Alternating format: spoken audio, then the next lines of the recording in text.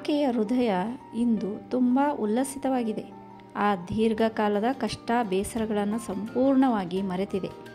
ಬಾನಲ್ಲಿ ಬೆಳ್ಳಿ ಮೂಡುತ್ತಲೇ ರಾಧಾಕೃಷ್ಣ ಎದ್ದು ಕಲ್ಲನನ್ನು ಕರೆಯಿಸಿ ಕಿಟ್ಟಣ್ಣನನ್ನು ಹೊರಿಸಿಕೊಂಡು ಮಂಗಳೂರಿಗೆ ಹೊರಟು ಹೋದ.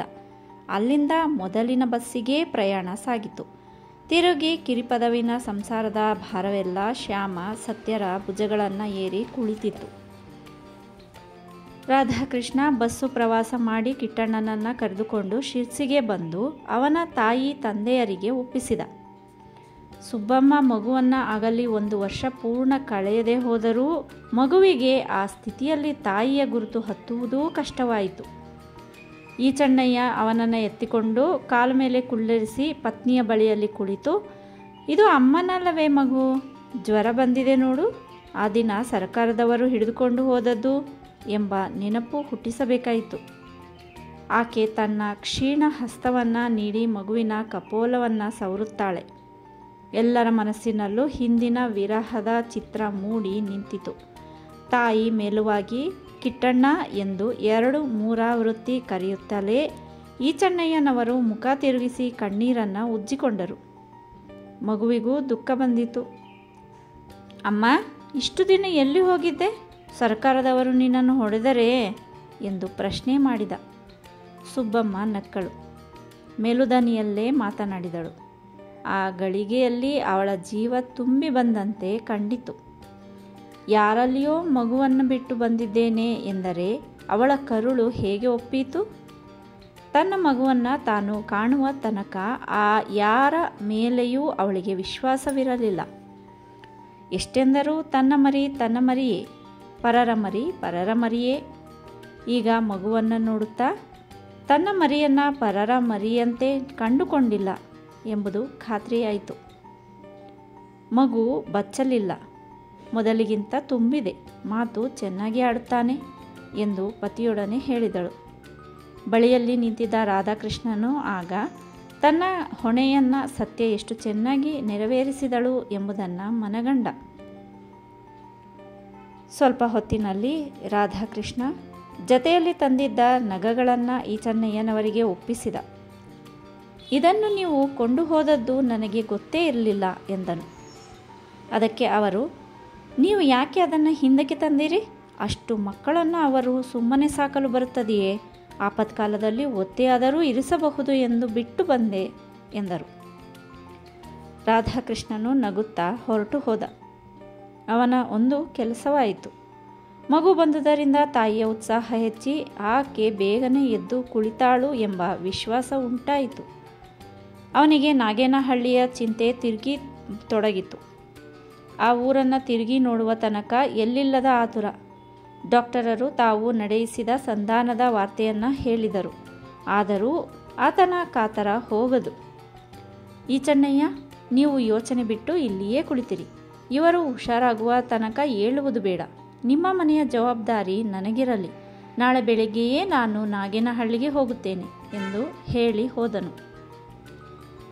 ಮರುದಿನ ನಾಗೇನಹಳ್ಳಿಯನ್ನು ಸೇರುವ ತನಕ ಇದೇ ಬಗೆಯ ಆತುರ ಅವನದು. ಡಾಕ್ಟರರ ಮಾತನ್ನು ಸಾಹೇಬರು ಕೇಳಿದ್ದೆಂಬುದು ಖಂಡಿತವಾಯಿತು. ಪುಣ್ಯಾತ್ಮ ಅಷ್ಟನ್ನಾದರೂ ಮಾಡಿದನಲ್ಲ. ಬದಲು ಪೊಲೀಸರಿಗೆ ತಿಳಿಸಿ ಅವರು ಸಿಕ್ಕಿದವರಿಗೆ ಹಿಂಸೆ ಕೊಡಲು ತೊಡಗಿದ್ದರೆ ಏನು ಮಾಡಬೇಕಿತ್ತು? ಪೊಲೀಸರು ಬಂದು ಬಡಿದರೂ ತಿಂದು ಕುಳಿತಿರಬೇಕು. ಈಗಾಗಲೇ ಜನರ ಮೇಲೆ ಅವರು ತಿರುಗಿ ಬಿದ್ದಿದ್ದಾರೆ. ಊರಲ್ಲಿ ಒಂದು ಸಣ್ಣ ಕಳ್ಳತನವಾಯಿತೆಂದು ಅವರಿಗೆ ತಿಳಿಸಲು ಹೋದರೆ ನಿಮ್ಮಪ್ಪ ಗಾಂಧಿ ಇದ್ದಾನಲ್ಲ, ಅವನಿಗೆ ಹೇಳಿ ಎನ್ನತೊಡಗಿದ್ದಾರೆ. ಅವರ ಕಣ್ಣಿಗೆ ಸತ್ಯಾಗ್ರಹ ಮಾಡಿದವನು ಮಾಡದವರು ಎಲ್ಲರೂ ಅಪರಾಧಿಗಳಾಗಿ ಕಾಣಿಸುತ್ತಿದ್ದಾರೆ. ಇಂಥ ಸಮಯದಲ್ಲಿ ತನ್ನಂತಹವನು ಆ ಜನರೊಡನೆಯೇ ಇದ್ದು ಅವರಿಗೆ ಧೈರ್ಯ ಹೇಳುವುದು ತನ್ನ ಕೆಲಸ ಎಂದು ತಿಳಿದನು. ಆ ಹಳ್ಳಿಗೆ ಹೋಗಿ ಕುಳಿತ ಮೇಲೆ ಅಲ್ಲಿನ ಯೋಚನೆಯೇ ಬಲವಾಯಿತು. ಆ ಊರಿನ ಬೇಸಾಯದ ಪದ್ಧತಿ ತುಂಬ ಕಷ್ಟವಾಗಿತ್ತು. ಈಚಣ್ಣಯ್ಯನವರಂತೆ ಭೂಮಿ ಕಳೆದುಕೊಳ್ಳದಿದ್ದವರು 4-6 ಮಂದಿ ರೈತರಿದ್ದಾರೆ. ಅವರ ಕಣ್ಣ ಮುಂದೆ ಭೂಮಿ ಇದ್ದೂ ಇಲ್ಲದಾಗಿದೆ. ಸಾಹೇಬರ ಒಕ್ಕಲನ್ನು ತಪ್ಪಿಸಿ ತರುವಂತಿಲ್ಲ. ಅವರು ಊರವರೇ, ಪರಿಚಿತರು. ನಾಳೆ ಸಾಹೇಬರು ಅಲ್ಲಿಯೇ ಬೇರು ಬಿಡದಂತೆ ನೋಡುವುದಕ್ಕೆ ಅವರನ್ನು ಕದಲಿಸದೇ ಇರುವುದು ಒಳಿತು. ಉಳಿದ ಎಷ್ಟೋ ಜನ ತಮ್ಮ ಹೊಲಗದ್ದೆಗಳ ಬೇಸಾಯವನ್ನು ಘಟ್ಟದ ಕೆಳಗಿನ ಕೂಲಿಗಳಿಂದ ಮಾಡಿಸಬೇಕಾಗಿತ್ತು. ಸರ್ಕಾರದ ಬೆದರಿಕೆಗೋ ಅಥವಾ ತಮಗೇನೇ ಅಲ್ಲಿಯ ಸ್ಥಿತಿಯ ಮೇಲೆ ಭೂಮಿಯನ್ನು ಗೇಣಿ ಮಾಡಲು ಧೈರ್ಯವಾಗದೆಯೋ ಕರಾವಳಿಗೆ ಓಡಿಹೋದರು. ಇತ್ತ ತಾವೇ ದುಡಿದು ದಣಿದರೂ ಫಸಲು ಬರುವ ವೇಳೆಗೆ ಸರ್ಕಾರದವರು ಅದನ್ನು ಒತ್ತಾಯದಿಂದ ಸಾಗಿಸಿಕೊಂಡು ಹೋದಾರು ಎಂಬ ಭೀತಿ ಇದೆ. ಅತ್ತ ಮಹಾಬಲ ಭಟ್ಟರ ಒಕ್ಕಲು ಬೇಸಾಯ ಮಾಡಿ ಹೊಸ ದನಿಗೆ ಗೇಣಿ ಸಲ್ಲಿಸುವೆನೆಂದು ಯೋಚನೆ ಮಾಡರು. ಹಾಗೆ ಮಾಡಿದರೆ ಮಾರಿಯಮ್ಮನ ಆಣೆಯನ್ನು ಅವರು ಹಾಕಿದ್ದಾರೆ. ಈ ತಂಟೆ ಬೇಡವೇ ಬೇಡವೆಂದು ಆತನು ಊರು ಬಿಟ್ಟು ಹೋದ. ಊರಲ್ಲಿ ಉಳಿದವರು ಬಹು ಸ್ವಲ್ಪ ಮಂದಿ. ಗದ್ದೆಗಳೇನೋ ಇದ್ದಾವೆ. ಕೆಲವು ಈಗಾಗಲೇ ಬೆಳೆಯಾಗದೆ ಪಾಳು ಬಿದ್ದಿವೆ, ಮಿಕ್ಕವು ಪಾಲು ಬೀಳುವವು. ಸುಲೇಮಾನ್ ಸಾಹೇಬರು ವಹಿಸಿಕೊಂಡ ತೋಟ ಭೂಮಿಗಳೆರಡೂ ಒಕ್ಕಲಿಲ್ಲದೆ ಹಾಳಾಗುವ ಸ್ಥಿತಿ ಬಂದಿದೆ. ತೋಟದ ಆರೈಕೆಗೆ ಬಂದ ಆಳುಗಳು ಬೆಂಕಿಯ ಪ್ರಕರಣವನ್ನು ನೋಡಿ ಓಡಿ ಹೋದವರು ತಿರುಗಿ ಆ ಊರಿಗೆ ಕಾಲಿರಿಸಲಿಲ್ಲ. ಮಕರ ಸಂಕ್ರಾಂತಿಯ ತನಕ ಬೆಳೆದ ಅಡಿಕೆಯನ್ನು ಇಳಿಸುವುದಕ್ಕೆ 4-6 ಮಂದಿ ಬಂದು ಅಷ್ಟು ಕೆಲಸ ಮಾಡಿ ಹೋದರು. ಅನಂತರ ಅವರ ಸಾಹೇಬರೂ ಇಲ್ಲ, ಮುಕಾದಮೂ ಇಲ್ಲ.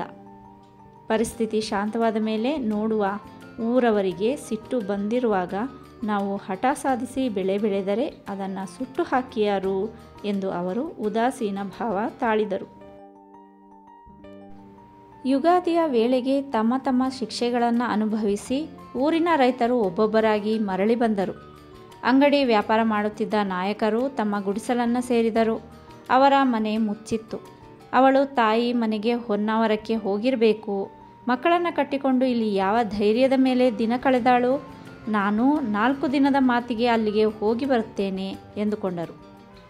ಮನೆ ಅಂಗಡಿಗಳೆಲ್ಲ ಹುಡುಕಿ ನೋಡಿದರೆ ಬೆಲೆ ಬಾಳುವ ಯಾವ ಸಾಮಾನು ಇದ್ದಿರಲಿಲ್ಲ.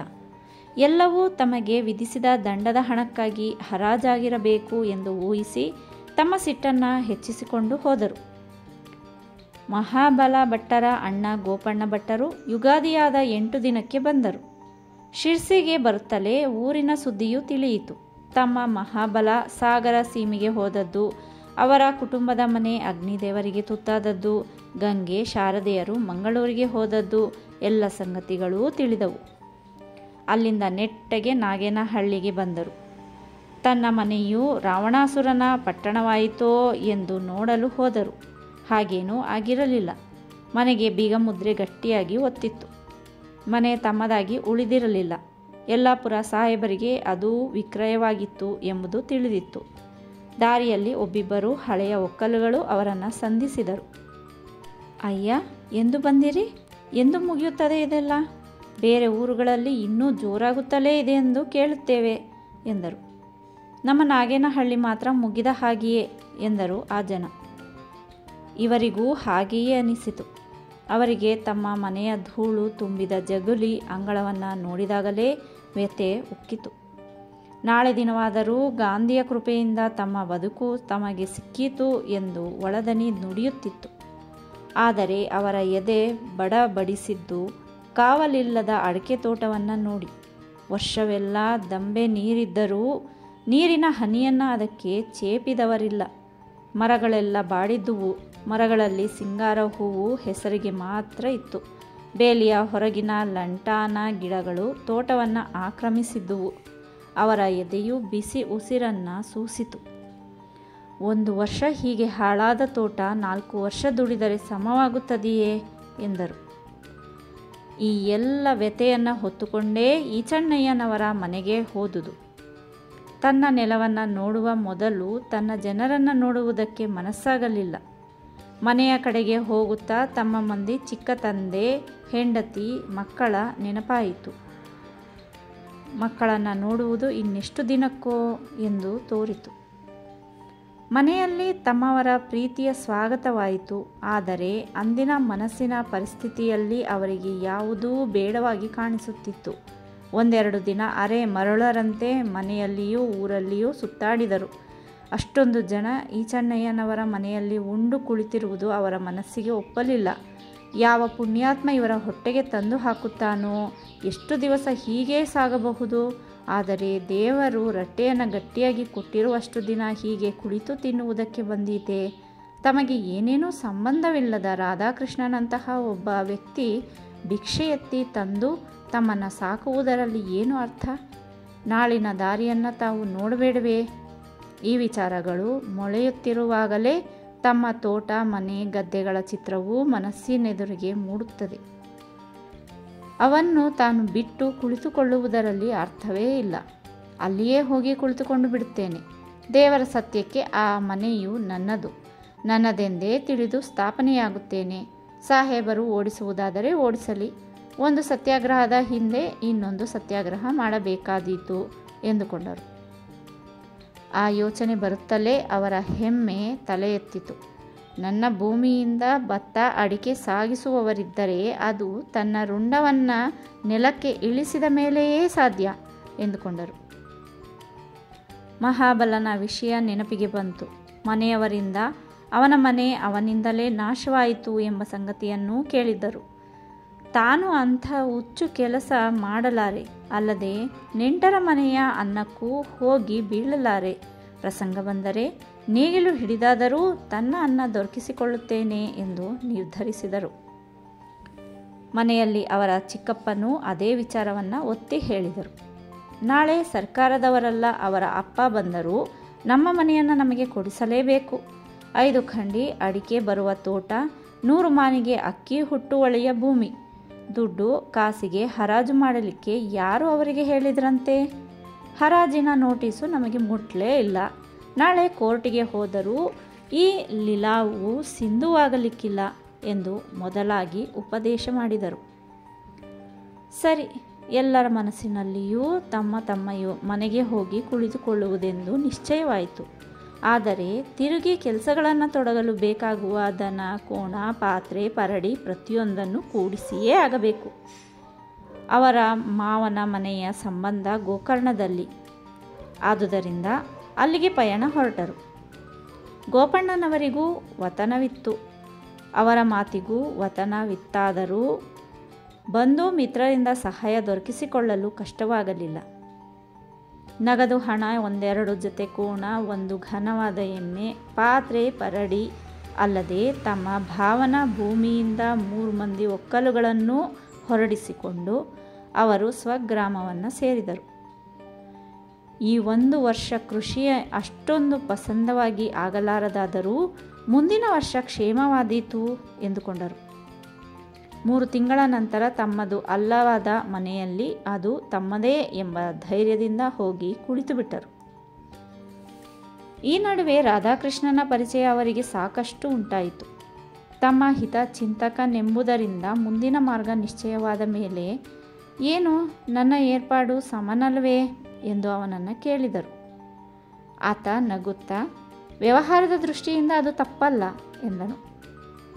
ಇನ್ನೂ ತತ್ವಶಃ ತಪ್ಪಾದೀತೆ ಎಂಬುದನ್ನು ಮಾತ್ರ ಆ ಸಂದಿಗ್ಧದಲ್ಲಿ ಹೇಳಲಾರ. ಈಗಂತೂ ಮನೆ, ತೋಟ ಗೋಪಣ್ಣ ಭಟ್ಟರ ಸ್ವಾಧೀನದಲ್ಲಿಯೇ ಇದೆ.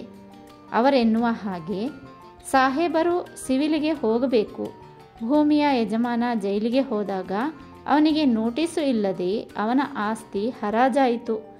ಭೂಮಿ ಸ್ವಾಧೀನತೆಗೆ ಅವರಿಗೆ ಕೊಟ್ಟೂ ಇಲ್ಲ ಎಂಬುದು ಲೌಕಿಕ. ಅಂತೂ ಗೋಪಣ್ಣ ಭಟ್ಟರು ಧೈರ್ಯಕ್ಕೆ ಕಡಿಮೆಯಲ್ಲ. ಈ ನಡುವೆ ಮಹಾಬಲಭಟ್ಟರ ಒಕ್ಕಲು ತಿಮ್ಮ ಬಂದು, ಅಯ್ಯ, ನಾನೇನು ಮಾಡಲಿ? ನಿಮ್ಮ ಸಾಹೇಬರಿಗೆ ಗೇಣಿ ಕೊಟ್ಟರೆ ಶಿರ್ಸಿಯ ಅಮ್ಮನವರ ಆಣೆ ಹಾಕಿದ್ದಾರೆ. ಈ ಪಂಚಾಯಿತಿಯೇ ನನಗೆ ಬೇಡವೆಂದು ಕಾಣುತ್ತದೆ. ನಾನು ಊರು ಬಿಡುತ್ತೇನೆ ಎಂದ. ಇವರು, ಭೂಮಿ ಅದಕ್ಕೆ ಬಿಡಬೇಕೇನು? ಮಹಾಬಲನ ಲೆಕ್ಕಕ್ಕೆ ನನ್ನ ಕೈಗೆ ಗೇಣಿ ಕೊಡ್ಬೋದಲ್ವೇ? ಕಳೆದ ವರ್ಷ ಈ ಊರಿನಲ್ಲಿ ಗಂಡು ಹುಳುವು ಇಲ್ಲದುದರನ್ನು ಕಂಡು ಸಾಹೇಬರು ಪಾರುಪತ್ಯ ಮಾಡಿದರೆಂದು ನಾವೆಲ್ಲರೂ ಊರಿಗೆ ಬಂದ ಮೇಲೆಯೂ ಆಗಲಿಕ್ಕಿಲ್ಲ ಎಂದರು. ಅಯ್ಯ, ಹಾಗೆಲ್ಲ ಹಠಸಾಧನೆ ಮಾಡಿದರೆ ಪೊಲೀಸರು ತಿರುಗಿ ಬಂದು ಎಳೆದು ಮನೆಯಿಂದ ಹೊರಗೆ ಹಾಕಿ ಒಡೆದು ಗಲಾಟೆ ಮಾಡಿದರೆ ಏನು ಮಾಡುವುದು? ಇನ್ನೊಂದು ಸಾರಿ ಹಾಗೆ ಮಾಡುತ್ತಾರಂತೇನೋ? ದೇವರು ಬುದ್ಧಿ ಕೊಟ್ಟರೆ ಹಾಗೇ ಮಾಡಲಿ. ದೇವರು ನಮಗೂ ಸಮನಾದ ಬುದ್ಧಿಯನ್ನು ಕೊಟ್ಟಾನು. ಆದರೆ ನನ್ನ ಮನಸ್ಸಿಗೆ ಅನಿಸುತ್ತದೆ ಗಾಂಧೀಜಿಯವರಿಗೆ ಈ ಸಾರಿ ಜಯವಾಗುತ್ತದೆ ಎಂದು. ಇದೇ ಉಡಾಳರು ತಿರುಗಿ ಗಾಂಧಿ ಟೋಪಿಯವರು ಕಂಡಲ್ಲಿ ಗೋಣು ಒಗ್ಗಿಸುವ ದಿವಸಗಳು ಬಂದಾವು. ಈ ಮಾತುಗಳಿಂದ ತಿಮ್ಮನ ಮನಸ್ಸಿನಲ್ಲಿ ಕೂಡಿದಷ್ಟು ಸಾಗುವಳಿ ಮಾಡುತ್ತೇನೆ, ನಾಳೆ ಆದದ್ದಾಗಲಿ ಎಂದು ತೋರಿತು. ಈಚಣ್ಣಯ್ಯ ಮಳೆಗಾಲ ಬರುವುದೆಂಬ ಆತುರದಿಂದ ತಮ್ಮ ಊರು ಮನೆಯನ್ನು ಸೇರಿದರು. ಸುಬ್ಬಮ್ಮನವರ ಬೇನೆ ನಿವಾರಣೆಯಾಯಿತು. ಆದರೆ ಅಶಕ್ತಿ ಬಹಳ ಇದ್ದುದರಿಂದ ಡಾಕ್ಟರರು, ಮಗುವು ನಿಮ್ಮ ಹೆಂಡತಿಯು ಮಳೆಗಾಲ ಕಳೆಯುವ ತನಕ ಇಲ್ಲೇ ಇರಲಿ, ಬೇರೆ ಬಿಡಾರ ಮಾಡಬೇಕಿಲ್ಲ, ನಮ್ಮ ಮನೆಯಲ್ಲಿಯೇ ಇರುತ್ತಾರೆ. ಇಂತಹ ಅಶಕ್ತಿ ತುಂಬಿರುವಾಗ ಹಳ್ಳಿಯನ್ನು ಸೇರಿದರೆ ಉಪಚಾರಕ್ಕೆ ಕಷ್ಟವಾದೀತು. ಅವರಿಗೆ ವಿಶ್ರಾಂತಿ ಬೇಕು, ಅನುಪಾನ ಬೇಕು ಎಂದರು. ಆ ಮಾತನ್ನು ರಾಧಾಕೃಷ್ಣನು ಸಮರ್ಥಿಸಿದ. ಈಚಣ್ಣಯ್ಯ ಊರಿಗೆ ಹೊರಡುತ್ತಾ ನಮ್ರತೆಯಿಂದ ಕೈ ಜೋಡಿಸಿ, ಈಗ ನನ್ನ ಕೈ ಬರಿದಾಗಿದೆ, ಮುಂದೆ ದೇವರು ನಡೆಯಿಸಿದರೆ ನಿಮ್ಮ ಋಣ ತೀರಿಸುತ್ತೇನೆ, ಅಲ್ಲಿಯ ತನಕ ಈ ಅಡ್ಡುಗೆ ಸರ ನಿಮ್ಮಲ್ಲಿ ಇರಲಿ ಎಂದರು. ನಾಡಕರ್ಣಿಯವರು ಸಿಟ್ಟಾದರು. ನಗುವೂ ಬಂತು. ಹೋಗಿ ಹೋಗಿ, ದುಡ್ಡಿನ ಆಸೆಗೆ ನಾನು ಇಷ್ಟೆಲ್ಲ ಮಾಡಲಿಲ್ಲ ಎಂದರು. ಅದು ಗೊತ್ತಿದ್ರೂ ಶಕ್ತಿ ಇರುವಷ್ಟು ದಿನ ನಿಮ್ಮ ಋಣ ನಾವು ತೀರಿಸುವುದು ಕರ್ತವ್ಯ ಎಂದರು ಈಚಣ್ಣಯ್ಯ. ಆದರೂ ನಾಡಕರ್ಣಿಯವರು ಆ ಚಿನ್ನವನ್ನು ಮುಟ್ಟಲಿಲ್ಲ. ರಾಧಾಕೃಷ್ಣನಿಂದ ಗೋಪಣ್ಣ ಭಟ್ಟರು ಗೋಕರ್ಣಕ್ಕೆ ಬೇಸಾಯದ ಈ ವಿಚಾರ ತಯಾರಿ ಮಾಡಲು ಹೋದದ್ದು ತಿಳಿಯಿತು. ಈಗ ಕೈಯಲ್ಲಿ ನಗ ಇದೆ. ಅವುಗಳನ್ನು ಬೆಳೆಗಳನ್ನು ಸುಬ್ಬಮ್ಮನಿಗೆ ಒಪ್ಪಿಸಿ ಉಳಿದ ಒಡವೆಗಳನ್ನು ಪರಿಚಿತರಲ್ಲಿ ಒತ್ತೆ ಇಟ್ಟು ಸ್ವಲ್ಪ ನಗದಿ ಹಣವನ್ನು ಕೊಂಡರು. ಅದರಿಂದ 2 ಜೊತೆ ಕೋಣಗಳನ್ನು ಅಟ್ಟಿಸಿಕೊಂಡು ತಮ್ಮ ಊರನ್ನು ಸೇರಿದರು. ಜಾನುವಾರುಗಳಿಲ್ಲದೆ ಊರಿನ ಬೇಸಾಯ ಕಂಗೆಡಬಾರದೆಂದು ಹಾಗೆ ಮಾಡಿದರು. ಊರಿಗೆ ಬಂದ ಮೇಲೆ ರಾಧಾಕೃಷ್ಣ ಅವರೊಡನೆ, ಒಳ್ಳೆಯ ಕೆಲಸ ಮಾಡಿದಿರಿ ನೀವು. ಗದ್ದೆ ಈ ವರ್ಷವೂ ಹಡಿಲು ಬಿದ್ದರೆ ನಾಳೆ ಕೆಟ್ಟೇ ಹೋಗುತ್ತದೆ. ಆ ದಂಡ ನೀವೇ ಹೊರುವವರಲ್ವೇ ಎಂದನು. ಆ ವರ್ಷ ಅವರು ಊರಿನ ಆಳು ಒಕ್ಕಲುಗಳನ್ನೆಲ್ಲ ಒಗ್ಗೂಡಿಸಿ ಆದಷ್ಟು ಗದ್ದೆಗಳನ್ನು ಉಳುಮೆ ಮಾಡಿ ಬಿತ್ತನೆ ನಡೆಸಿದರು. ಆ ವರ್ಷದ ಮಟ್ಟಿಗೆ ಜಾನುವಾರುಗಳ ಅಭಾವದಿಂದ ಗೊಬ್ಬರ ಸಾಲದೇ ಹೋದರೂ ಸೊಪ್ಪನ್ನು ಹಾಕಿ ಪೂರೈಸಿದರು. ಮಹಾಬಲ ಭಟ್ಟರ ಮನೆಯ ಬೂದಿಯೂ ಈ ಕೆಲಸಕ್ಕೆ ನೆರವಾಯಿತು. ಮಳೆಗಾಲದಲ್ಲಿ ರಾಧಾಕೃಷ್ಣ ಹೊರಗೆಲ್ಲಿಗೆ ಹೋಗಲೂ ಇಲ್ಲ. ಸಂಚಾರ ಕಡಿಮೆ ಮಾಡಿದನು. ಮಳೆಯಲ್ಲಿ ಸಂಚಾರವೂ ಕಷ್ಟ. ಬದಲು ನಾಗೇನಹಳ್ಳಿಯಲ್ಲಿ ಕುಳಿತಿದ್ದು ಜೈಲಿನಿಂದ ಬಂದವರ ಯೋಗಕ್ಷೇಮ ನೋಡುತ್ತಿದ್ದ. ಚಳಿ ಜ್ವರ, ಶೀತ ಜ್ವರಗಳಿಂದ ಮಲಗಿದವರ ಯೋಗಕ್ಷೇಮ ತಿಳಿಯುವುದು ಅವನ ಕೆಲಸ. ಮದ್ದಿಗೆಂದು ಸಿದ್ದಾಪುರಕ್ಕೆ ಓಡುತ್ತಾನೆ. ನಿತ್ಯೋಪಚಾರಕ್ಕೆ ಡಾಕ್ಟರ್ ನಾಡಕರ್ಣಿಯವರು ಒಂದು ಔಷಧದ ಪೆಟ್ಟಿಗೆಯನ್ನು ಕೊಟ್ಟಿದ್ದರು. ಹೀಗೆ ಊರವರ ಉಪಚಾರ ಸಹಾಯಗಳಲ್ಲಿ ಅವನ ಮನಸ್ಸು ತುಂಬಿತು, ವೇಳೆಯೂ ತುಂಬಿತು. ತನ್ನ ಬಿಡುವಿನಲ್ಲೆಲ್ಲ ಅವನ ಆ ಯೋಚನೆಗಳು ಚಳವಳದ ಭವಿಷ್ಯದ ಕಡೆಗೂ ನಾಗೇನಹಳ್ಳಿಯ ಸುಖ ದುಃಖಗಳ ಕಡೆಗೂ ಹರಿಯುತ್ತದೆ. ಚಳವಳ ತೊಡಗಿ 2 ವರ್ಷಗಳಾಗುತ್ತಾ ಬಂತು. ಅದು ಯಾವ ರೀತಿಯಲ್ಲಿ ಕೊನೆಗೊಂಡೀತು ಎಂಬುದನ್ನು ಊಹಿಸಲು ಸಾಧ್ಯವಾಗಿಲ್ಲ. ಹಾಗೆಂದು ಮನಸ್ಸು ಗ್ರಾಮಸ್ಥರ ಕಡೆಗೆ ಹರಿಯುತ್ತದೆ. ಅಂಗಡಿಕಾರ ಆನಂದ ನಾಯಕ ಹೆಂಡತಿ ಮನೆಗೆ ಹೋದವ ತಿರುಗಿ ಬರಲೇ ಇಲ್ಲ. ಹೇಗೆ ಬಂದನು? ತಿರುಗಿ ಅಂಗಡಿ ತೆರೆಯಲು 100 ರೂಪಾಯಿಗಳಾದರೂ ಬೇಕು. ಅಂಗಡಿಯನ್ನು ತೆರೆದರೂ ಮೊದಲಿನಂತೆ ವ್ಯಾಪಾರವಾಗುವ ಸಂಭವವಿಲ್ಲ. ಹೇಗಿದ್ದರೂ ಆ ಪ್ರಾಂತಕ್ಕೆ ಒಂದು ಅಂಗಡಿ ಬೇಕೇ ಬೇಕು. ಪ್ರತಿಯೊಂದು ಸಾಮಾನಿಗೂ 10 ಮೈಲು ದೂರದ ಸಿದ್ದಾಪುರಕ್ಕೆ ಹೋಗಿ ಪೂರೈಸಿತೆ. ನಾಯಕರಿಗೂ ಇದೇ ಯೋಚನೆ ಬಂದಿದೆ. ಆದರೆ ಅವರು ಸರ್ಕಾರಕ್ಕೆ ತೆರಬೇಕಾದ ದಂಡ ಇನ್ನೂ ತುಂಬಿಲ್ಲ. ತಾನು ಸಾಲವನ್ನು ಮಾಡಿ ಅಂಗಡಿ ಇರಿಸುವುದು, ಅವರು ದಂಡಕ್ಕೆ ಹಣಕ್ಕೆ ಇನ್ನೊಮ್ಮೆ ಇದ್ದ ಒಡವೆಗಳನ್ನು ದೋಚಿಕೊಂಡು ಹೋಗುವುದು, ಈ ತಂಟೆಯೇ ಬೇಡವೆಂದು ನಾಗೇನಹಳ್ಳಿಯ ಯೋಚನೆಯನ್ನು ಸದ್ಯಕ್ಕೆ ಬಿಟ್ಟರು. ಸೆರೆಮನೆಯ ಅವಧಿ ಮುಗಿಸಿ ಗುಡಿಗಾರ ವೆಂಕಟು ಬಂದಿದ್ದಾನೆ. ಆತ ಚಂದಪ್ಪನ ತಂದೆ. ಜಾತಿಯಲ್ಲಿ ಗುಡಿಗಾರ. ಅಗತ್ಯವಿದ್ದರೆ ಅಟ್ಟದಲ್ಲಿರಿಸಿದ ಬೆಂಡನ್ನು ತೆಗೆದು ಬಾಸಿಗ ಮಾಡಿ ಕೊಡಬಲ್ಲ. ಆದರೆ ಅದು ಉಪವೃತ್ತಿ, ಅವನ ಮುಖ್ಯ ವೃತ್ತಿಯಲ್ಲ. ಮಹಾಬಲ ಭಟ್ಟರ ಗೇಣಿ ಒಕ್ಕಲಾಗಿದ್ದ ಆತ ಮನೆಗೆ ಮಳೆಗಾಲದಲ್ಲಿ ತುಂಬ ದಣಿದು ಬಂದರೆ ಎದುರಿಗೆ ಸಂಪೂರ್ಣ ನಿರಾಶೆಯ ಚಿತ್ರ ಬರೆದಿತ್ತು. ಭೂಮಿ ಹೋಗಿದೆ, ಮನೆಯ ಪಾತ್ರೆಗಳು ಎತ್ತುಗಳು ಹೋಗಿವೆ.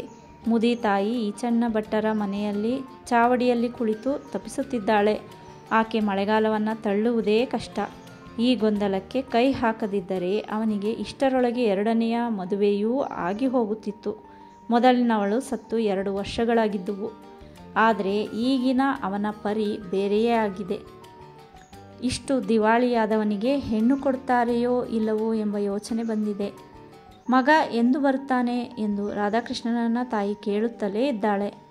ಅವನು ಬಂದ ಗಳಿಗೆಯಿಂದ ಈಚಣ್ಣಯ್ಯ ಅವನಿಗೆ ಹೇಳುತ್ತಿದ್ದಾನೆ, ವೆಂಕಟು, ನಾನು ಅನ್ನುವುದನ್ನು ಕೇಳು. ನೀನು 1 ಮುಡಿಯಾಗಲಿ 2 ಮುಡಿಯಾಗಲಿ ಬೀಜ ಬಿತ್ತು.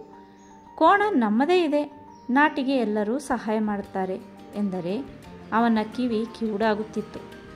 ಅವನ ಮನಸ್ಸಿಗೆ ತಾನು ಆ ಮೂಲೆಯಲ್ಲಿ ಇರುವುದಕ್ಕಿಂತ ಸೊರಬದ ಊರಿಗೆ ಹೋಗಿ ಜಾತಿ ಕಸುಬು ಮಾಡಿಕೊಂಡು ಇರುವುದು ಒಳ್ಳೆಯದೆಂದು ಅನಿಸುತ್ತದೆ.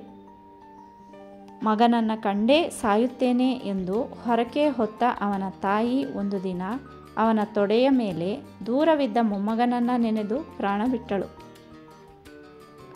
ಹೆಂಡತಿ ತಾಯಿ ಇಬ್ಬರನ್ನೂ ಕಳೆದುಕೊಂಡ ವೆಂಕಟುವಿಗೆ ಬೇಸಾಯದಲ್ಲಿ ಯಾವ ಮೋಹ ಉಂಟಾದೀತು?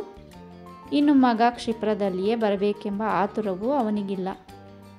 ನಮ್ಮ ಚಂದಪ್ಪ ನಿಮ್ಮ ಮಕ್ಕಳೊಟ್ಟಿಗೆ ಇದ್ದಾನಲ್ಲ, ಇರಲಿ, ನನಗೆ ಬೇಸರದಲ್ಲಿ ಏನೂ ಮಾಡುವುದಕ್ಕೂ ತೋಚುವುದಿಲ್ಲ. ಸೊರಬಕ್ಕೆ ಒಮ್ಮೆ ಹೋಗಿ ಬರ್ತೇನೆ ಎಂದು ಹೊರಟು ಹೋದ. ಗುಡಿಗಾರ ವೆಂಕಟುವಿನಂತೆ ಅಂಗಡಿ ನಾಯಕರಂತೆ ಸೆರೆಮನೆಯಿಂದ ಮನೆಗೆ ಬಂದ ಮೇಲೆ ಚೇತರಿಸಲಾರದ ಹೋದ ಕೆಲವೊಂದು ಕುಟುಂಬಗಳನ್ನು ಕಂಡು ರಾಧಾಕೃಷ್ಣನಿಗೆ ತುಂಬ ವ್ಯಥೆ. 1-2 ವರ್ಷಗಳ ನಂತರ ಹೋದ ಭೂಮಿ, ತೆತ್ತ ದಂಡ ಎಲ್ಲವೂ ಹಿಂದಕ್ಕೆ ಬಂದವೆಂದು ಊಹಿಸಿದರು. ಹಾಳಾದ ಹೊಲ, ಆರಿಹೋದ ವಿಶ್ವಾಸ, ಮಣ್ಣು ಮುಕ್ಕಿದ ಬಂಧುಗಳು ಇವೆಲ್ಲ ಮರಳಿ ಬರುವುದುಂಟೇ? ನವರಾತ್ರಿಯ ಸಮಯಕ್ಕೆ ಶಿರ್ಸಿಯಿಂದ ಸುಬ್ಬಮ್ಮ ಸಂಪೂರ್ಣ ಆರೋಗ್ಯ ಹೊಂದಿ ಮನೆಗೆ ಮರಳಿದರು. ಈಚಣ್ಣಯ್ಯನ ಮನೆಯಲ್ಲಿ ಇನ್ನೊಮ್ಮೆ ಬೆಳಕು ಮೂಡಿತು. ಈಗ ಅಲ್ಲಿನ ಶಿಬಿರ ಒಡೆದಿದೆ. ಅಲ್ಲಲ್ಲೇ ತಮ್ಮ ಮನೆಯವರು ಜೈಲಿನಿಂದ ಬಂದ ಮೇಲೆ ಹಾಗೇ ಒಂದೇ ಗುಂಪಾಗಿ ಕುಳಿತಿರುವುದಕ್ಕೆ ಇಷ್ಟವಾಗಲಿಲ್ಲ. ಅವರೆಲ್ಲ ತಮ್ಮ ಹಳೆಯ ಮನೆಗಳನ್ನು ಸರಿಪಡಿಸಿಕೊಂಡು ಹೋಗಿ ನೆಲೆಸಿದರು. ಕಳೆ ಕೀಳುವುದು, ಬೆಳೆ, ಕಾಡು ಮೃಗಗಳ ಬಾಯಿಗೆ ತುತ್ತಾಗದಂತೆ ಕಾವಲಿಡುವುದು, ಬೇಲಿ ಮಾಡುವುದು, ಏನಾದರೂ ತರಕಾರಿ ಬೆಳೆಯುವುದು, ಇಂಥ ಉದ್ಯೋಗಗಳಲ್ಲಿ ಸಮಯ ಹೋಗತೊಡಗಿತು. ಅವರವರಿಗೆ ಈಗ ಅವರವರ ಕೆಲಸವಿದೆ. ರಾಧಾಕೃಷ್ಣನಿಗೆ ತನ್ನ ಯೋಚನೆ ಬರತೊಡಗಿತು. ಊರಲ್ಲಿ ತನ್ನ ಮನೆಯ ಬದುಕು ಹೇಗೆ ಸಾಗಿದೆ ಎಂಬ ಯೋಚನೆ. ನಾಗೇನಹಳ್ಳಿಯನ್ನು ಬಿಡುವುದಕ್ಕೆ ಮನಸ್ಸು ಬರುವುದಿಲ್ಲ. ಒಬ್ಬ ರೋಗಿಗೆ ಉಪಚಾರ, ಒಬ್ಬರಿಗೆ ಧೈರ್ಯ ಹೇಳುವ ಕೆಲಸ, ಇನ್ನೊಬ್ಬನಿಗೆ ಅಲ್ಪ ಸ್ವಲ್ಪ ಸಹಾಯ ಮಾಡುವ ಕೆಲಸ ಇದ್ದೇ ಇದೆ. ಇನ್ನು ಹೊರಡುವುದಾದರೆ ಒಂದೇ ಬಾರಿ ಎಲ್ಲ ಹೊರೆಗಳನ್ನು ಒಪ್ಪಿಸಿಕೊಟ್ಟು ಹೋಗಬೇಕು. ಇತ್ತ ಸತ್ಯಳೊಬ್ಬಳ ಮೇಲೆಯೇ ಅಷ್ಟೊಂದು ಹೊಣೆಯನ್ನು ಎಷ್ಟು ದಿವಸ ಹೊರಿಸಬಹುದು? ನನ್ನ ಕೆಲಸ ಮುಗಿಯುತ್ತಾ ಬಂತೆಂದು ಕಾಣುತ್ತದೆ. ಇನ್ನೊಮ್ಮೆ ಕಡೆಯೇ ತಿರುಗಾಟವನ್ನು ಮುಗಿಸುತ್ತೇನೆ. ನಿಮ್ಮೂರಿಗೆ 4-8 ಜೊತೆ ಕೋಣಗಳನ್ನು ಒಂದಿಷ್ಟು ಸಾಲವನ್ನು ಕೊಡಿಸಲು ಬಂದರೆ ಅಷ್ಟು ಮಾಡಿ ನಾನು ಊರಿಗೆ ಹೋಗುತ್ತೇನೆ ಎಂದು ಈಚಣ್ಣಯ್ಯನವರೊಡನೆ ಹೇಳಿದ. ಅವರು, ಈ ವರ್ಷದ ಬೆಳೆ ಬರಬೇಕು ನಮ್ಮ ಕೈಗೆ. ದೀವಳಿಗೆಯ ಸಮಯಕ್ಕೆ ಊರವರೆಲ್ಲರೂ ಕುಳಿತು ದೇವರಿಗೆ ಒಂದು ಸಂತರ್ಪಣೆ ಮಾಡಬೇಕು. ಆಮೇಲೆ ನಿಮ್ಮ ಜೊತೆಗೆ ನಾನೂ ಬರುತ್ತೇನೆ. ಅಲ್ಲಿಂದ ಮಕ್ಕಳನ್ನು ಹಿಂದಕ್ಕೆ ಕರೆದುಕೊಂಡು ಬರುತ್ತೇನೆ ಎಂದರು. ರಾಧಾಕೃಷ್ಣ ಒಪ್ಪಿಕೊಂಡ. ಹೊರಡುವ ಮೊದಲು ನಾಗೇನಹಳ್ಳಿಯವರ ಸಲುವಾಗಿ 1000 ರೂಪಾಯಿಯಷ್ಟು ಸಹಾಯಧನ ಒದಗಿಸಲು ಬಂದೀತೆ ಎಂಬ ಕೊನೆಯ ಪ್ರಯತ್ನಕ್ಕಾಗಿ ಹೊರಟನು. ಹೋದಲ್ಲಿದ್ದೇನೆ ಹೋಗಬೇಕು, ಕೊಟ್ಟವರೇ ಕೊಡಬೇಕು. ಇದು ಆತ ಸಂಧಿಸಿದ ಪರಿಸ್ಥಿತಿ. ಅಲ್ಲದೆ ಹಣ ಮುಗ್ಗಟ್ಟು ದೇಶದಲ್ಲೆಲ್ಲೂ ಕಠಿಣಾವಸ್ಥೆಗೆ ಬಂದಿತ್ತು. ದೇಶ ಸೇವೆಯ ಔದಾರ್ಯ ತೀರ ತಣಿದು ಹೋಗಿತ್ತು. ಹೋದ ಕೆಲಸ ಕಾಲು ಪಾಲಷ್ಟು ನೆರವೇರುವುದು ಕಠಿಣವಾಯಿತು. ಆಗ ಆತನ ಮನಸ್ಸಿಗೆ ಅನಿಸಿತು, ತನ್ನಂತಹನಿಗೆ ಭಿಕ್ಷಾವೃತ್ತಿ ಇಷ್ಟು ಕಠಿಣವಾಗಿ ಬಂದಿರುವಾಗ ಯಾವ ಧೈರ್ಯದ ಮೇಲೆ ಸತ್ಯಳನ್ನು ಒಬ್ಬಳನ್ನೇ ಬಿಟ್ಟು ಬಂದೆ ಎಂಬ ಚಿತ್ರ ಕಾಣಿಸತೊಡಗಿತು. ದೇಶಕ್ಕೆ ಬಂದಿತು ದೀಪಾವಳಿ. ನಾಗೇನಹಳ್ಳಿಯ ಭತ್ತದ ಕಣಜಗಳನ್ನು ಅದು ತುಂಬಿಸಿತು. 2 ವರ್ಷಗಳ ನಂತರ ಲಕ್ಷ್ಮಿ ಅವರ ಊರಿಗೆ ತಿರುಗಿ ಕಾಲಿರಿಸಿದ್ದಾಳೆ ಎಂಬ ಭರವಸೆಯನ್ನೂ ತಂದಿತು. ರಾಧಾಕೃಷ್ಣ ತನ್ನ ಊರಿಗೆ ಹೊರಟು ಎದ್ದ. ಈಚಣ್ಣಯ್ಯನವರು ಜೊತೆಗೆ ಬಂದರು. ಸುಬ್ಬಮ್ಮ ಆಗ ಅಯ್ಯೋ ನಾನು ಬರುತ್ತಿದ್ದೆ ಎಂದುಕೊಂಡಳು. ಈಚಣ್ಣಯ್ಯ ದೇವರು ನಡೆಯಿಸಿದರೆ ಅವರು ಗಂಡ ಹೆಂಡಿರು ನಾಗೇನಹಳ್ಳಿಗೆ ಬಾರದೆ ಇರಲಾರರು ಎಂದರು. ಆ ಊರಿನಿಂದ ಸಾಗರಕ್ಕೆ ಹೋಗುವುದು ಸುಲಭವಾಗಿದ್ದರೂ ರಾಧಾಕೃಷ್ಣ ಇನ್ನೊಮ್ಮೆ ಡಾಕ್ಟರ್ ನಾಡಕರ್ಣಿಯವರನ್ನು ಕಾಣುವ ಸಲುವಾಗಿ ಶಿರ್ಸಿಗೆ ಹೋದ. ಒಂದು ದಿನವೆಲ್ಲ ಅಲ್ಲಿ ಸಂತೋಷದಲ್ಲಿ ಕಳೆದನು. ನಾಡಕರ್ಣಿಯವರ ವೃತ್ತಿಯನ್ನು ಕಂಡು ರಾಧಾಕೃಷ್ಣ, ನಾನು ಈ ಬೋಳು BA ಕಲಿಯುವುದರ ಬದಲು ನಿಮ್ಮ ಉದ್ಯೋಗ ಕಲಿತಿದ್ದರೆ ಊರಿಗೆ ಎಷ್ಟು ಉಪಕಾರ ಮಾಡಬಹುದಿತ್ತು ಎಂದ. ಮರುದಿನ ಹೊರಡುವಾಗ ಡಾಕ್ಟರ್ ಅವರು ಇನ್ನೊಮ್ಮೆ ಈ ಕಡೆ ಯಾವಾಗ ಎಂದು ಪ್ರಶ್ನೆ ಮಾಡಿದರೆ ಈತ ಮುಂದಿನ ಸತ್ಯಾಗ್ರಹದ ವೇಳೆ ಎಂದ. ಇಬ್ಬರೂ ನಕ್ಕರು. ಡಾಕ್ಟರರು ಆ ಅವಕಾಶ ಇನ್ನು ಬರಲಾರದು ಎಂದರು. ಈತ ಬಂದರೆ ಕಠಿಣವಾಗಿಯೇ ಬರುತ್ತದೆ ಎಂದನು. ಶಿರ್ಸಿಯಿಂದ ಮೋಟರು ದಾರಿಯಾಗಿ ಅವರಿಬ್ಬರೂ ಸಾಗರಕ್ಕೆ ತೆರಳಿದರು. ಸಾಗರಕ್ಕೆ 2 ಮೈಲು ದೂರದಲ್ಲಿ ಮಹಾಬಲ ಭಟ್ಟರ ನೆಂಟರ ಮನೆಯಿತ್ತು. ಅಲ್ಲಿಗೆ ಹೋಗಿ ಅವರನ್ನು ಕಂಡು ಮನೆಯ ಮಕ್ಕಳನ್ನು ಕರೆದು ತರಬೇಡವೇ ಎಂದು ಕೇಳಲು ಆತುರ. ಅಲ್ಲದೆ ಊರಿಗೆ ಮರಳಿ ಬಂದ ಅವರ ಅಣ್ಣ ಗೋಪಣ್ಣ ಭಟ್ಟರ ಸಂಗತಿಯನ್ನು ತಿಳಿಸುವುದಕ್ಕೂ ಉತ್ಸಾಹ. ಅಲ್ಲಿಗೆ ಹೋದ ಮೇಲೆ ಮಹಾಬಲ ಭಟ್ಟರ ಸಂಗತಿ ತಿಳಿಯಿತು. ಅವರು ತಮ್ಮ ಸೋದರ ಮಾವನ ಮನೆಯಲ್ಲಿ ಹೊರೆಯಾಗಿ ಕುಳಿತಿದ್ದಾರೆಂದು, ಮರಳಿ ನಾಗೇನಹಳ್ಳಿಗೆ ಹೋಗುವುದಕ್ಕೆ ನಂಬಿಕೆ ಸಾಲದು, ಧೈರ್ಯವೂ ಸಾಲದು, ಯಾವುದನ್ನು ನಂಬಿ ಹೋಗಬೇಕು ಎಂದು ಅವರಿಗೆ ಅನಿಸುತ್ತಿತ್ತು. ಮಕ್ಕಳನ್ನು ಎಲ್ಲಿಗೆ ಕರೆಯಿಸಿಕೊಳ್ಳುವುದು ಮಹಾರಾಯ? ಅವರ ಅಬ್ಬೆಗೂ ನನಗೂ ಮಗುವನ್ನು ಕಾಣುವ ಆಸೆಯೇನೋ ಇದೆ. ಆದರೆ ನಾವೇ ಇಲ್ಲಿಂದ ಎಷ್ಟು ಬೇಗ ತಾವು ಬಿಡುತ್ತೇವೆಯೋ ಅಷ್ಟು ಒಳ್ಳೆಯದೆಂದು ತೋರುತ್ತಿದೆ. ಎಲ್ಲಾದರೂ ಗೇಣಿಗೆ ಒಂದು ಜಾಗ ಹುಡುಕಿ ತಿರುಗಿ ಬಿಡಾರ ಹೂಡುವ ತನಕ ನೆಮ್ಮದಿ ಇಲ್ಲ. ಆ ಗಳಿಗೆಯ ಸಿಟ್ಟಿಗೆ ಮನೆಯನ್ನು ಸುಟ್ಟು ಹಾಕಿ ಬಾರದಿರುತ್ತಿದ್ದರೆ ಆ ದರಿದ್ರ ಸಾಹೇಬನಿಗೆ ಸಲಾಂ ಹಾಕಿಯಾದರೂ ಅಲ್ಲಿಯೇ ಕುಳಿತುಕೊಂಡಿರಬಹುದಿತ್ತು. ಗೇಣಿಗಾದರೂ ಅದೇ ಜಾಗ ವಹಿಸಿಕೊಳ್ಳಬಹುದಿತ್ತು ಎಂದರು. ಮನೆ ಸುಟ್ಟ ವಿಚಾರ ಬರುತ್ತಲೇ ಈಚಣ್ಣಯ್ಯ, ನೀನೇನೋ ಅದನ್ನು ಮಾಡಿ ಬಂದವ? ನನಗೂ ಅದೇ ಅನುಮಾನವಾಗಿತ್ತು. ಅವರು ಖಂಡಿತಕ್ಕೂ ನೀನೇ ಆ ಕೆಲಸ ಮಾಡಿರಬೇಕು ಎಂದಿದ್ರು. ಎಷ್ಟು ಹೊಟ್ಟೆ ಸಂಕಟವಾದರೂ ಹಾಗೆ ಮಾಡಬಾರದಿತ್ತು. ತುಂಬ ತಪ್ಪು ಕೆಲಸವಾಯಿತು. ನಾಳೆ ದಿನ ಸರ್ಕಾರ ಅವರವರ ಜಾಗ ಅವರವರಿಗೆ ಹಿಂದಕ್ಕೆ ಕೊಡುವ ಕಾಲ ಬಂದೀತು. ತಿರುಗಿ ಇನ್ನು ಅಂಥ ಮನೆ ಕಟ್ಟಿಸಬೇಕಾದರೆ 5-6 ಸಾವಿರ ರೂಪಾಯಿ ಬೇಡವೇ ಎಂದರು. ಇದರಿಂದ ಮಹಾಬಲ ಭಟ್ಟರ ಒಡಲ ಉರಿ ಇನ್ನಷ್ಟು ಅಧಿಕವಾಯಿತು. ಈಗ ನಮ್ಮ ಗೋಪಣ್ಣನೇ ಬುದ್ಧಿವಂತನೆಂದು ಕಾಣುತ್ತದೆ. ಮನೆ ಆಸ್ತಿ 2 ಇಟ್ಕೊಂಡಿದ್ದಾನೆ. ಸಾಹೇಬ ಆಸ್ತಿ ಸ್ವಾಧೀನಕ್ಕೆ ಸಿವಿಲಿಗೆ ಹೋಗಬೇಕು. ಅವನೇನು ಹೇಳಿದ್ದಾನೆ? ಗಂಗೆ ಶಾರದೆಯರನ್ನು ಕರೆದುಕೊಂಡು ಬರ ಹೇಳಿದ್ದಾನೆಯೇ ಎಂದು ಕೇಳಿದರು. ಕರೆದು ತರಬೇಕು. ಪಾಪ ಅವಕ್ಕೂ ಅಪ್ಪ ಅಮ್ಮನನ್ನು ಕಾಣಲು ಹಂಬಲವಾಗದೆ ಒಂದು 4 ದಿವಸ ಅಲ್ಲಿದ್ದು ಮನೆಯಲ್ಲಿ ಪೂರೈಸದೆ ಹೋದರೆ ಇನ್ನೊಮ್ಮೆ ಬಿಟ್ಟು ಬರುವ. ಇಲ್ಲವಾದರೆ ಅವು ಅಲ್ಲಿ ನಮ್ಮನ್ನು ಜಾನಿಸುತ್ತಿರುವುದಿಲ್ಲವೇ? ಅಲ್ಲದೆ ಇವರೊಬ್ಬರಿಗೆ ನಾವು ಎಷ್ಟೆಂದು ತೊಂದರೆ ಕೊಡಬಹುದು ಎಂದು ರಾಧಾಕೃಷ್ಣನ ಸ್ತುತಿಯನ್ನು ಮಾಡಿದರು. ಮಹಾಬಲ ಭಟ್ಟರಿಗೆ ತಮ್ಮ ಆ ಸ್ಥಿತಿಯಲ್ಲಿ ಸಾಗರವನ್ನು 4 ದಿನಕ್ಕಾದರೂ ಬಿಡಬೇಕೆಂದು ತೋರಿತು. ಅವರು, ನಾನೂ ಬಂದು ಬಿಡುತ್ತೇನೆ. ಮಕ್ಕಳನ್ನು ಕರೆದು ತರುವುದೋ ಬಿಡುವುದೋ ಆಮೇಲೆ ನೋಡುವ. ಆದರೆ ಅವು ಈ ಅಪ್ಪ ಅಮ್ಮ ನಮ್ಮನ್ನು ಕಣ್ಣು ಕಾಣದ ಕಾಡಿಗೆ ಅಟ್ಟಿದರು ಎಂದು ತಿಳಿಯಬಾರ್ದಲ್ಲ ಎಂದರು. ಅವರ ಸ್ಥಿತಿ ತೀರಾ ಅರೆ ಮರುಳರಂತಾಗಿತ್ತು. ಸತ್ಯಾಗ್ರಹ ಕಾಲದ ಧೈರ್ಯವೆಲ್ಲ ಇಂಗಿ ಹೋಗಿ ಅವರ ಬದುಕು ಕಂಗಾಲುಗೊಂಡಿದೆ. ನಾಳಿನ ಮಾರ್ಗ ಕಾಣಿಸದಾಗಿದೆ. ಒಂದು ಗಳಿಗೆಯ ಸಿಟ್ಟಿಗೆ ಸೊಕ್ಕಿ ಇಡಿಯ ಜೀವಮಾನದ ಸೌಖ್ಯವನ್ನೇ ಕೆಡಿಸಿಕೊಂಡೆನೆಂದು ಅವರ ಮನಸ್ಸು ಹೇಳತೊಡಗಿದೆ. ಇಬ್ಬರು ಹೊರಟರು. ಈಗ ಮಹಾಬಲ ಭಟ್ಟರು ಸೇರಿದ್ದರಿಂದ 3 ಮಂದಿಯಾಗಿದ್ದಾರೆ. ಹೋಗಿ ಬರುವ ಖರ್ಚಿಗೆ ಏನು ಗತಿಯೋ ಎಂದು ಮಹಾಬಲ ಭಟ್ಟರ ಮನಸ್ಸು ಹೇಳುತ್ತಿತ್ತು. ದುಡ್ಡಿರುವ ಕಾಲದಲ್ಲಿ ಧಾರಾಳಿಯಾಗಿ ಬಾಳಿದವರು ಅವರು. ಈಗ ಬರಿಗೈಯಿಂದ ಅವರಿಬ್ಬರ ಜೊತೆಯಲ್ಲಿ ಹೊರಡುವುದಕ್ಕೆ ಮನಸ್ಸು ಪ್ರತಿಕ್ಷಣವೂ ಲಜ್ಜೆಗೊಳ್ಳುತ್ತಿತ್ತು. ಮನಸ್ಸಿನ ಅಶಾಂತಿ, ಮಕ್ಕಳನ್ನು ನೋಡುವ ಹಂಬಲ 4 ದಿನಗಳ ವಿಶ್ರಾಂತಿಗಳಲ್ಲವಾದರೆ ಅವರು ಎಂದೆಂದಿಗೂ ಹಾಗೆ ಹೊರಡುವವರಲ್ಲ. ಸದಾ ಕೆಚ್ಚಿನ ಮಾತಾಡುವುದು ಅವರ ಶೀಲ. ಆ ಕೆಚ್ಚು ಈಗೆಲ್ಲಿ? ನಾಳೆ ನಾಳೆ ನಾಳೆ ಎಂಬುದೇ ದೊಡ್ಡ ದೆವ್ವವಾಗಿದೆ. ಮನಸ್ಸಿನ ಗೊಂದಲದಲ್ಲಿ ತಮ್ಮ ಸೋದರ ಮಾವನ ಮನೆಗೆ ಬಂದಿದ್ದಾರೆ. ತಮ್ಮವಳದ್ದೇ ತವರು ಮನೆ. ಆದರೂ ಕಷ್ಟಕಾಲದಲ್ಲಿ ನೆರವು ಕೊಡಲು ಹಿಂಜರಿದರು. ಚಿಕ್ಕ ಪುಟ್ಟ ವಿಷಯಗಳಿಗಾಗಿ ಜಗಳ ತೆಗೆದರು. ಬಾಯಿ ಬಿಟ್ಟು ನೀವಿಲ್ಲಿ ಇರಬೇಡಿ ಅನ್ನದಿದ್ದರೂ ಇರುವುದು ಮಾತ್ರ ಅಸಹನೀಯವಾಗಿದೆ. ಬೇಡಿಯಾದರೂ ತಿನ್ನುವ ನೆಂಟರ ಮನೆಯ ಬಾಳುವೆ ಬೇಡ ಎನ್ನುವ ಸ್ಥಿತಿ ಬಂದಿದೆ. ದಾರಿಯ ನೋಟಗಳಿಂದ, ಮಾತುಕತೆಗಳಿಂದ, ಹೊರ ಜನರ ಪರಿಚಯದಿಂದ ತಮ್ಮ ಇರವನ್ನು ಮರೆತವರಂತೆ ಹಾದಿ ಸಾಗುತ್ತಲೇ ಇದ್ದಾರೆ. ಸಾಗರದಿಂದ ಕುಂದಾಪುರ, ಅಲ್ಲಿಂದ ಮಂಗಳೂರಿಗೆ 2 ದಿನಗಳ ಪಯಣ.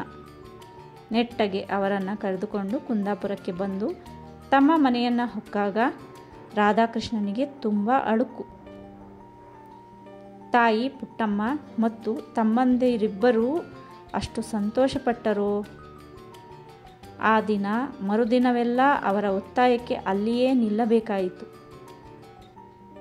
ತಾಯಿ ತಮ್ಮ ಹಂಬಲವನ್ನೆಲ್ಲ ತೋಡಿಕೊಂಡರು. ಮಗನ ದರ್ಶನದಿಂದ ಅವಳ ಮನಸ್ಸು ಉಕ್ಕಿ ಬರುತ್ತಿತ್ತು. ತಮ್ಮ ಮನೆಯ ಆರ್ಥಿಕ ಸ್ಥಿತಿಗತಿಗಳನ್ನೆಲ್ಲ ವಿವರಿಸಿದರು. ಅಷ್ಟು ಭೂಮಿ ಇದ್ದರೂ ಕಾಳಿಗೆ ಬೆಲೆ ಇಲ್ಲದ ನಿಮಿತ್ತ ಒಕ್ಕಲಿಂದ ಗೇಣಿ ಬರುವುದು ಕಷ್ಟವಾಗಿದೆ ಎಂಬೆಲ್ಲ ವಿಷಯಗಳನ್ನು ವಿಸ್ತರಿಸಿ ಹೇಳಿದರು. ಇನ್ನೊಮ್ಮೆ ಬಂದು ಎಲ್ಲ ವ್ಯವಸ್ಥೆ ಮಾಡುತ್ತೇನೆ ಎಂದು ಭರವಸೆ ಕೊಟ್ಟು ಗೆಳೆಯರನ್ನು ಕೂಡಿಕೊಂಡು ರಾಧಾಕೃಷ್ಣ ಮಂಗಳೂರಿಗೆ ಪಯಣ ಬೆಳೆಸಿದರು. ಮಂಗಳೂರನ್ನು ಸಮೀಪಿಸುತ್ತಾ ಖಾದಿ ಉಡುಗೆ ಧರಿಸುತ್ತಿದ್ದವರ ಸಂಖ್ಯೆಯು ಹೆಚ್ಚಾಗಿ ಕಾಣಿಸತೊಡಗಿತು. ಖಾದಿ ಟೊಪ್ಪಿ 100 ಜನರ ತಲೆಯ ಮೇಲೆ ಅಲಂಕಾರವಾಗಿ ಇದ್ದುದು ಕಂಡಿತು. ಅದನ್ನು ಕಂಡು ಈ ಚೆನ್ನಯ್ಯ, ನಿಮ್ಮ ಊರಿನಲ್ಲಿ ತುಂಬ ಖಾದಿ ಕಾಣಿಸುತ್ತಿದೆ, ಇಲ್ಲಿಯೂ ಸತ್ಯಾಗ್ರಹ ಭಾಳ ಜೋರಿನಿಂದ ನಡೆದಿರಬಹುದು ಅಲ್ಲವೇ ಎಂದರು. ಹ್ಞೂ. ಏನೋ ಹ್ಞೂ ಅಂತೀರಿ? ಇಲ್ಲಿಯೂ ಬಹಳ ಮಂದಿ ಸೆರೆಮನೆಗೆ ಹೋಗಿದ್ದಾರೆ. ಲಾರಿ ಹಾವಳಿ ಬಹಳ ನಡೆಯಿತು. ಚಳವಳವು ಮಾತ್ರ ಮಂಗಳೂರಿನಲ್ಲಿಯೇ ಉರಿದು ಅಲ್ಲೇ ನಂದಿ ಹೋಯಿತು. ಪೇಟೆಯಿಂದ ಅದು ಹಳ್ಳಿಗೆ ಹೋಗಲೇ ಇಲ್ಲ. ಬೇರೆ ಬಗೆಯಿಂದ ಕಾಯಿದೆ ಭಂಗ ಮಾಡಿದವರು ಕಡಿಮೆ. ಬಹಳ ಮಾಡಿ ಬಡವರೇ ಸೆರೆಮನೆಗೆ ಹೋದವರು, ಅವರೇ ತಲೆಯೊಡಿಸಿಕೊಂಡವರು. ನಿಮ್ಮ ಊರಿನವರಂತೆ ಆಸ್ತಿ ಮನೆ ಕಳೆದುಕೊಂಡವರು ಕಡಿಮೆ. ಅಷ್ಟೇಯೇ? ಒಂದು ಊರಿನ ಹಾಗೆ ಇನ್ನೊಂದು ಊರು ಇರುತ್ತದೆಯೇ ಎಂದ ರಾಧಾಕೃಷ್ಣ. ಅವನಿಗೆ ತಮ್ಮ ಊರಿನ ವಿಮರ್ಶೆ ತನ್ನ ವಿಮರ್ಶೆ ಎನಿಸುತ್ತಿತ್ತು. ತನ್ನೂರಿನವರ ಸಲುವಾಗಿ ಅವನು ಅಷ್ಟೊಂದು ಹಿಗ್ಗಲಾರನು. ಆದುದರಿಂದಲೇ ಸುಮ್ಮನಾದ. ಸಂಜೆಗೆ ಸಮನಾಗಿ ಅವರು ಮಂಗಳೂರನ್ನು ಸೇರಿದರು. ಆಗ ರಾಧಾಕೃಷ್ಣ, ರಾತ್ರಿ ಇಲ್ಲೆಲ್ಲಾದರೂ ಹೋಟೆಲ್ನಲ್ಲಿ ಉಳಿದು ಬೆಳಗ್ಗೆ ಹೋಗೋಣವೇ, ಅಥವಾ 2 ಹರದಾರಿ ದೂರ ನಡೆದು ಮನೆಯನ್ನು ಹಿಂದೆ ಸೇರೋಣವೇ ಎಂದು ಕೇಳಿದ. ಈ ಚೆನ್ನಯ್ಯ, ಇಲ್ಲಿಯ ತನಕ ಬಂದು ಇಲ್ಲೇಕೆ ರಾತ್ರಿ ಕಳೆಯಬೇಕು? ಹಳ್ಳಿಯು ನಮಗೆ 2 ಹರದಾರಿ ಏನು ದೂರ, ಹೋಗಿಬಿಡುವ ಎಂದುದರಿಂದ ಮೂವರೂ ಬಗಲ ಗಂಟುಗಳನ್ನು ಹಿಡಿದುಕೊಂಡು ಕಿರಿಪದವಿಗೆ ಹೊರಟರು. ಕಿರಿಪದವಿನಲ್ಲಿ ಇವರ ನಿರೀಕ್ಷೆಯನ್ನು ಯಾರು ಮಾಡಿದ್ದಾರೆ? ಇವರು ಹೋಗಿ ಸೇರುವಾಗ 9 ಗಂಟೆ ಆಗಿತ್ತು. ಅವರೆಲ್ಲ ಊಟ ಮಾಡಿ ಮಲಗಿಕೊಳ್ಳುವುದರಲ್ಲಿ ಇದ್ದರು. ಇವರನ್ನು ಕಂಡು ಮನೆಯವರಿಗೆ ಒಂದು ಹಬ್ಬವೇ ಆದಂತಾಯಿತು. ಸತ್ಯ ಅಡಿಗೆ ಮಾಡುವುದಕ್ಕೆ ಎದ್ದಳು. ಶ್ಯಾಮ ತಾನೂ ಮುಂದಾದ. ಮೂವರು ಬಂದುದರಿಂದ ಆಕೆ ಆ ಕೆಲಸಕ್ಕೆ ತಾನೇ ಒಳಗೆ ಹೋದಳು. ಉಳಿದವರು ಮಕ್ಕಳೊಡನೆ ಮಾತನಾಡುತ್ತಾ ಕುಳಿತರು. ಪ್ರತಿ ಒಬ್ಬೊಬ್ಬರ ವರ್ತಮಾನವನ್ನು ತಂದವರೂ ಉಂಟು. ಸುಖಕರವಾದ ವರ್ತಮಾನ ಬಾರದಿದ್ದುದು ಚಂದಪ್ಪನಿಗೆ ಮಾತ್ರ. ಅವನ ಸಂತೋಷಕ್ಕಾಗಿ ರಾಧಾಕೃಷ್ಣ, ನಿನ್ನ ತಂದೆ ಬೇಗ ಬರುತ್ತಾರೆ, ಈಗ ಅವರು ಸೊರಬಕ್ಕೆ ಹೋಗಿದ್ದಾನೆ, ಇನ್ನು ಮುಂದೆ ಅಲ್ಲಿಯೇ ಇರುವುದಂತೆ ಎಂದ. ಚಂದಪ್ಪನಿಗೆ ಅಜ್ಜಿ ತೀರಿಕೊಂಡ ವರ್ತಮಾನವನ್ನು ತಿಳಿಸಿ ಅವನನ್ನು ನೋಯಿಸುವುದಕ್ಕೆ ಇಷ್ಟವಾಗಲಿಲ್ಲ. ಚಂದಪ್ಪ ಪ್ರತಿಯಾಗಿ, ಅಪ್ಪ ಬರ್ತಾನಲ್ಲ ಮತ್ತೇನಿಲ್ವೇ? ಬರುವ ಮನಸ್ಸಿದ್ದರೆ ನಿಮ್ಮೊಟ್ಟಿಗೆ ಬರುತ್ತಿರಲಿಲ್ವೇ? ನನ್ನನ್ನು ಯಾರೂ ಕರೆಯಲು ಬರುವುದು ಬೇಡ, ನಾನು ಇಲ್ಲಿಯೇ ಇರುತ್ತೇನೆ ಎಂದನು. ಆತನ ರೆಪ್ಪೆ ಮಡಚಿತು, ತುಟಿ ಮೊನಚಾಯಿತು. ಅದನ್ನು ಕಂಡು ರಾಧಾಕೃಷ್ಣ, ಬೇಸರ ಮಾಡಬೇಡ ಮಗು, ಜೈಲಿನಿಂದ ಬಂದವನು ಊರಿಗೆ ಬಂದು ಅಲ್ಲಿಂದ ಸೊರಬಕ್ಕೆ ಹೋದ, ಆಮೇಲೆ ಸಿಕ್ಕಿಲ್ಲ. ನಾವು ಇಲ್ಲಿಗೆ ಬರುವುದು ಅವನಿಗೆ ಗೊತ್ತಿಲ್ಲ ಎಂದನು. ಹಾಗಾದರೆ ನನ್ನನ್ನು ಅಜ್ಜಿ ಇದ್ದಲ್ಲಿಗಾದರೂ ಕಳುಹಿಸುತ್ತೀರಾ? ಇಲ್ಲಿ ಬೇಸರವಾಗುತ್ತದೆಯೇ? ಹಾಗೇನೂ ಬೇಸರವಿಲ್ಲ, ಆದರೆ ಆಗಾಗ ಅಜ್ಜಿಯ ನೆನಪು, ಮನೆಯ ನೆನಪು ಆಗುತ್ತದೆ. ಒಮ್ಮೆ ಹೋಗಿ ನೋಡಿ ಬಂದರೂ ಸಾಕು. ಆಗಲಿ, ಹಾಗೆಯೇ ಮಾಡುವ. ಆಗಲೂ ಅಜ್ಜಿಯ ವಿಷಯವನ್ನು ಹೇಳುವುದಕ್ಕೆ ರಾಧಾಕೃಷ್ಣನಿಗೆ ಬಾಯಿ ಬರಲಿಲ್ಲ. ನಾಳೆ ದಿವಸ ವಿರಾಮದಲ್ಲಿ ಅವನನ್ನು ಸಮಾಧಾನಪಡಿಸಿ ಒಲಿಸಿಕೊಂಡ ಮೇಲೆ ಹೇಳುವ ಎಂದು ಅನಿಸಿತು. ಈಚಣ್ಣಯ್ಯ ಮಹಾಬಲನವರು ಮಕ್ಕಳೊಡನೆ ಮಾತನಾಡುತ್ತಾ ಇದ್ದರು. ಶ್ಯಾಮನು, ಕಿಟ್ಟಣ್ಣ ಹೇಗಿದ್ದಾನೆ? ನೀವು ಅವನನ್ನು ಕರೆದುಕೊಂಡು ಬರಲಿಲ್ಲವೇಕೆ ಎಂದನು. ಅವನು ಈಗ ಚೆನ್ನಾಗಿದ್ದಾನೆ. ಅವನ ತಾಯಿ ಹುಷಾರಾಗಿ ಮನೆಗೆ ಬಂದಿದ್ದಾಳೆ. ಅವಳು ಜೈಲಿನಿಂದ ಬರುವಾಗ ಬದುಕುತ್ತಿದ್ದಳೋ ಇಲ್ಲವೋ ಎಂಬ ಅನುಮಾನ ನನಗಿತ್ತು. ಅದಕ್ಕಲ್ಲವೇ ಕಿಟ್ಟಣ್ಣನನ್ನು ತಾಯಿಯ ಹತ್ತಿರ ಕರೆದುಕೊಂಡು ಹೋದದ್ದು ಎಂದರು ಈಚಣ್ಣಯ್ಯ. ಇನ್ನು ಇವರೆಲ್ಲರನ್ನು ಕರೆದುಕೊಂಡು ಹೋಗುತ್ತೀರಾ? ಹಾಗೆಂದು ಯೋಚನೆ ಮತ್ತೇನಾಗುತ್ತದೆಯೋ? ಶ್ಯಾಮನ ಮುಖ ಸಪ್ಪಗಾಯಿತು. ಇಷ್ಟು ದಿನ ತುಂಬಿಕೊಂಡಿದ್ದ ಆ ಮನೆಯು ತಿರುಗಿ ಬರಿದಾಗುವುದು ಅವನಿಗೆ ರುಚಿಸದಾಯಿತು. ಅಣ್ಣನ ಬರುವಿಕೆಯಿಂದಾದ ಸಂತೋಷ ಈ ಯೋಚನೆಯಿಂದ ನಷ್ಟವಾಯಿತು. ಅಲ್ಲದೆ ಅಣ್ಣ ಹಿಂದಿನ ಬಾರಿಯಂತೆ ಮರುದಿನವೇ ಹೊರಟು ಹೋದಾನೆಯೇ ಎಂಬ ಆತುರವೂ ಉಂಟಾಯಿತು. ರಾಧಾಕೃಷ್ಣನು ಒಂದಿಷ್ಟು ತಣ್ಣೀರನ್ನೆರೆದುಕೊಂಡು ಪ್ರವಾಸದ ಬೇಗೆಯನ್ನು ಕಳೆದು ಚಂದ್ರನನ್ನು ಎತ್ತಿಕೊಂಡು ಅಡಿಗೆಯ ಮನೆಗೆ ಹೋದ. ಒಲೆಯ ಮುಂದೆ ಕುಳಿತು ಪಟ್ಟಾಗಿ ಮಾತಿಗೆ ತೊಡಗಿದನು. ಹೇಗಿದ್ದಿ ಸತ್ಯ? ನಾನು ಊರಿಗೆ ಬರಲಿಕ್ಕೇ ಇಲ್ಲ ಎಂದು ತಿಳಿದಿರಲಿಲ್ವೇ ಎಂದು ಪರಿಹಾಸ್ಯ ಮಾಡಿದನು. ಅಲ್ಲ, ಬೇಗ ಬರುತ್ತೇನೆಂದವರು ವರ್ಷ ಸಂದ ಮೇಲೆ ಬರುವುದೇ ಎಂದು ಹೇಳಿ ಅವಳು ನಕ್ಕಳು. ವರ್ಷವಾಯಿತೇ ಈಗ? ವರ್ಷಕ್ಕೆ ಇನ್ನೂ 2 ತಿಂಗಳು ಬಾಕಿ ಇದೆ. ಈ ಸಾರಿ ಎಂದು ಹೊರಡುವುದು? ರಾತ್ರಿ ಊಟವಾದ ಮೇಲೆಯೋ ನಿದ್ರೆಯಾದ ಮೇಲೆಯೋ ಎಂದು ಕೇಳಿದಳು. ಆ ಮಾತಿನಲ್ಲಿ ಮಾತ್ರ ನಗು ಬೆರೆತಿರಲಿಲ್ಲ, ನಿರೀಕ್ಷೆ ತುಂಬಿತ್ತು. ಬೇಸರವಾಗಿರಬೇಕು ನಿನಗೆ ನಾನಿಲ್ಲದೆ. ಆಗದೇ ಇರುತ್ತದೆಯೇ? ನಮ್ಮವರೆಂಬುವರು ಯಾರು ಇದ್ದಾರೆ ಇಲ್ಲಿ?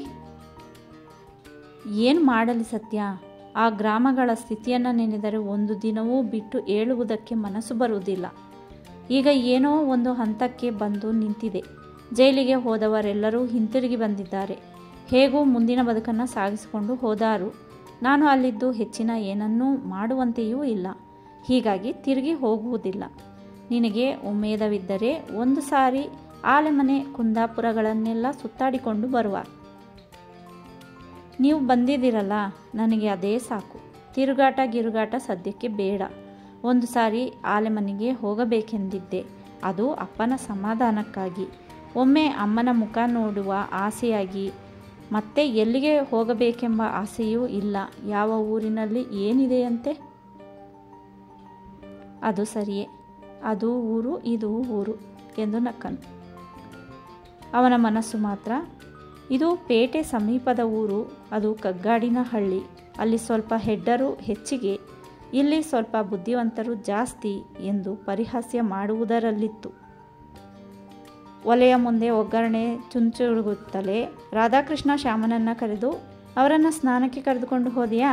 ಊಟಕ್ಕೆ ಆಯಿತು ಎಂದು ಹೇಳಿದ. ಇಷ್ಟೆಲ್ಲ ಸಮಯ ಮಗುವನ್ನು ಹಿಡಿದು ಕಾಲಲ್ಲಿ ಜೋಕಾಲಿ ಮಾಡಿ ನಿದ್ದೆ ಮಾಡಿಸುತ್ತಿದ್ದ. ಚಂದ್ರನಿಗೆ ನಿದ್ದೆ ಹತ್ತಿದುದರಿಂದ ಚಾಪೆಯ ಮೇಲೆ ಮಲಗಿಸಿ ಸ್ನೇಹಿತರನ್ನು ಕರೆಯಲು ಹೋದ. ಅವರು ಸ್ನಾನ ಮಾಡಿ ಊಟದ ಮನೆಗೆ ಬಂದರು. ಊಟ ಪ್ರಾರಂಭವಾಯಿತು. ಹೋ, ಊಟ ಜೋರಾಗಿಯೇ ಇದೆ.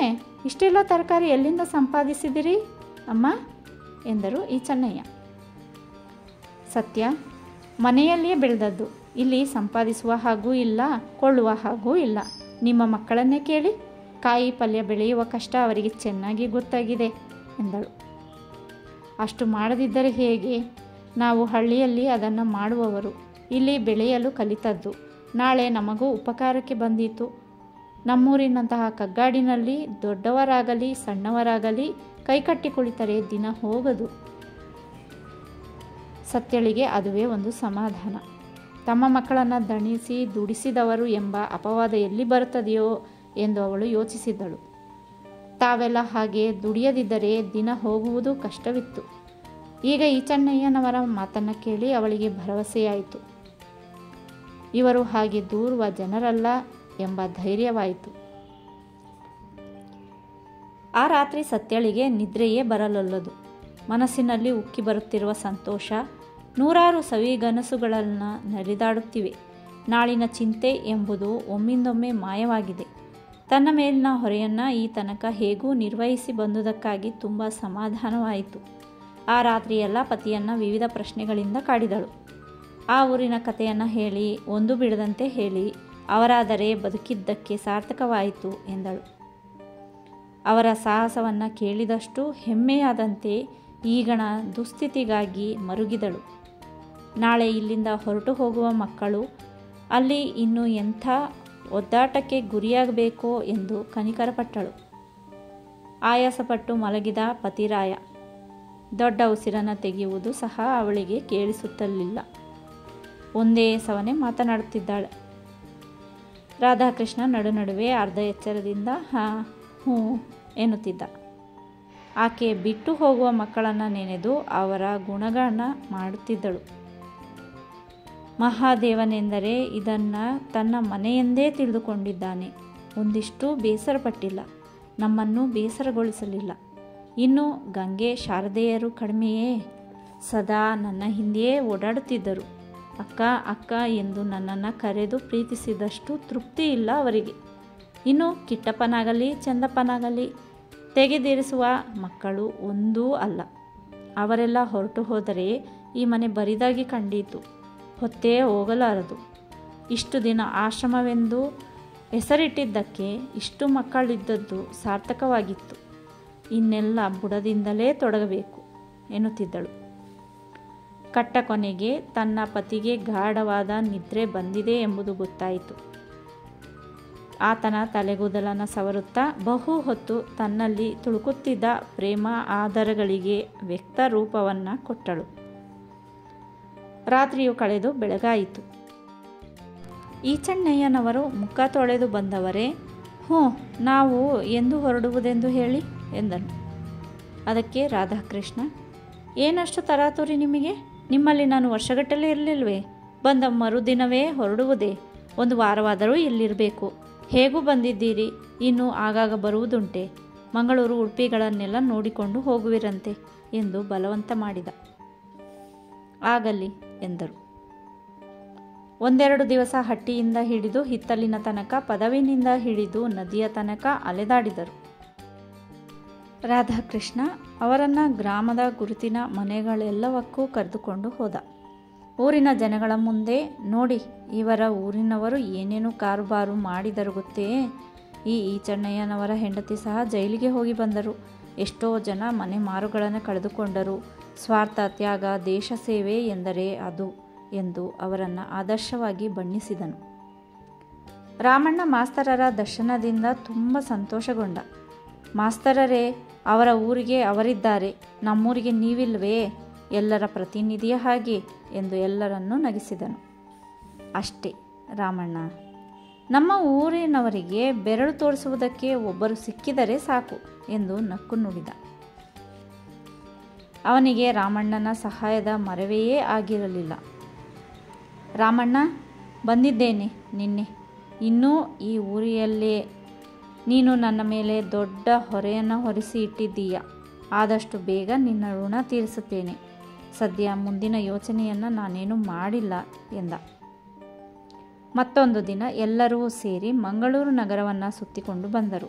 ಆ ಮಕ್ಕಳನ್ನು ಕರೆದುಕೊಂಡು ನದಿ, ಕಡಲು, ಕದ್ರಿಯ ದೇವಾಲಯ, ಕಾರ್ಖಾನೆಗಳು ಎಲ್ಲವನ್ನೂ ನೋಡಿಕೊಂಡು ಬಂದರು. ಈಚಣ್ಣಯ್ಯ, ನಾನು ಹಿಂದಿನ ಸಾರಿ ಬಂದಾಗ ಮಂಗಳೂರು ಪೇಟೆ ಇಷ್ಟೊಂದು ದೊಡ್ಡದೆಂದು ಕಾಣಿಸಲೇ ಇಲ್ಲ. ಅದೆಲ್ಲ ತಿರುಗಾಡಿಯೇ ಗೊತ್ತಾಗಬೇಕು. ಕೋರ್ಟು ಗುಡ್ಡದಿಂದ ನೋಡಿದರೆ ಇಡೀ ಊರು ಒಂದು ತೆಂಗಿನ ತೋಟವಾಗಿ ಕಾಣುತ್ತದೆಯಲ್ಲವೇ? ರಸ್ತೆಗಳು ಎಷ್ಟು, ಮನೆಗಳು ಎಷ್ಟು, ಜನವಸತಿಗಳೆಷ್ಟಿರಬಹುದು ಎಂದು ಅಂದಾಜೇ ಆಗುವುದಿಲ್ಲ ಎಂದರು. ಅಲೆದಾಡುತ್ತಿರುವಾಗ ಕಿರಿಯರ ಗುಂಪಿಗೆ ಶ್ಯಾಮಣ್ಣ ನಾಯಕನಾಗಿದ್ದ. ಹಿರಿಯರಲ್ಲಿ ರಾಧಾಕೃಷ್ಣ, ಈ ಚೆನ್ನಯ್ಯರಿಬ್ಬರೇ ಮಾತುಗಾರರು. ಅವರಲ್ಲಿ ಬಳಕೆ ಸ್ನೇಹಗಳೆರಡೂ ಅಧಿಕವಾಗಿದ್ದುವು. ಆದರೂ ಮಾತಿಗೆ ಎಂದಿಗೂ ಹಿಂದಾಗುವವರಲ್ಲದ ಮಹಾಬಲಯ್ಯ ಯೋಚನೆಗಳಿಂದಾಗಿ ತೀರಾ ಮೂಕರಾಗಿದ್ದಾರೆ. ಅವರ ಕಣ್ಣೆದುರಿನ ನೋಟಗಳು, ಕಿವಿಗೆ ಬೀಳುವ ನಾದಗಳು ಯಾವ ಪರಿಣಾಮವನ್ನು ಬೀರುತ್ತಲಿಲ್ಲ. ಆಗಾಗ ರಾಧಾಕೃಷ್ಣ ಸಹಾನುಭೂತಿಯಿಂದ ಏನು ಯೋಚಿಸುತ್ತಿದ್ದೀರಿ, ಬೇಸರವೇ ಅಂದರೆ ಅವರು ಏನಿಲ್ಲ, ಏನೋ ಬಂತು ತಲೆಗೆ ಅನ್ನುತ್ತಾರೆಯೇ ಹೊರತು ತಮ್ಮನ್ನು ಅಲ್ಲೋಲ ಕಲ್ಲೋಲ ಮಾಡುತ್ತಿದ್ದ ವಿಚಾರಗಳನ್ನು ಕುರಿತು ಹೃದಯವನ್ನು ಬಿಚ್ಚುತ್ತಲೇ ಇಲ್ಲ. ಮಂಗಳೂರನ್ನು ನೋಡಿಕೊಂಡು ತಿರುಗಿ ಕಿರಿಪದವರಿಗೆ ಬಂದರು. ಈ ಚೆನ್ನಯ್ಯ ಒಮ್ಮೆ, ನೀವು ಇದನ್ನು ಏನೆಂದು ಶುರು ಮಾಡಿದಿರಿ? ಇದನ್ನು ಹೀಗೆ ನಡೆಸಿಕೊಂಡು ಹೋಗಲು ಬಂದೀತೆ ಎಂದರು. ಇನ್ನು ಎಲ್ಲವನ್ನೂ ಯೋಚಿಸಿಯೇ ಆಗಬೇಕು. ಯಾವುದೋ ರೀತಿಯಲ್ಲಿ ಇದು ಶುರುವಾಯಿತು, ಯಾವುದೋ ರೀತಿಯಲ್ಲಿ ಇದು ನಡೆದುಕೊಂಡು ಬಂದಿತು. ನನ್ನ ಮನಸ್ಸಿನಲ್ಲೇನೋ 100 ಯೋಚನೆಗಳು ಬರುತ್ತಿವೆ. ಕಾರ್ಯಕ್ಕೆ ಬರುವಾಗ 100ರಲ್ಲಿ ಒಂದೂ ಸಾಧಿಸುವುದಿಲ್ಲ ಎಂದು ತನ್ನ ಅನಿಶ್ಚಿತ ಭವಿಷ್ಯವನ್ನು ಕುರಿತು ಹೇಳಿದನು. ವಾರ ಕಳೆಯುತ್ತಲೇ ಈ ಚೆನ್ನಯ್ಯ, ಆಗಲಿ, ಇನ್ನು ನಮಗೆ ಅಪ್ಪಣೆ ಕೊಡಿಸಿ. ಈ ದಿನ ಸಂಜೆ ಮಂಗಳೂರಿಗೆ ಹೋಗಿದ್ದು ಅಲ್ಲಿಂದ ನಾಳೆ ಹೊರಡುತ್ತೇವೆ ಎಂದರು. ನೀವು ಎಂದು ಮಹಾಬಲಭಟ್ಟರನ್ನು ನೋಡಿ ರಾಧಾಕೃಷ್ಣ ಕೇಳಿದ. ಇಲ್ಲೇ ಬಿಡಾರ ಮಾಡುವುದೇ? ವಿಧಿ ಯಾವ ಊರಿನ ನೀರಿನ ಋಣ ಬರೆದಿದ್ದಾನೋ ಅಲ್ಲಿಗೆ ಹೋಗುವುದು. ನೀವು ಹಾಗೆ ನಿರಾಶೆಗೊಳ್ಳಬಾರದು. ನೀವು ಒಂದು ದೊಡ್ಡ ಕೆಲಸಕ್ಕಾಗಿ ಅಷ್ಟೇ ದೊಡ್ಡ ತ್ಯಾಗ ಮಾಡಿದಿರಿ.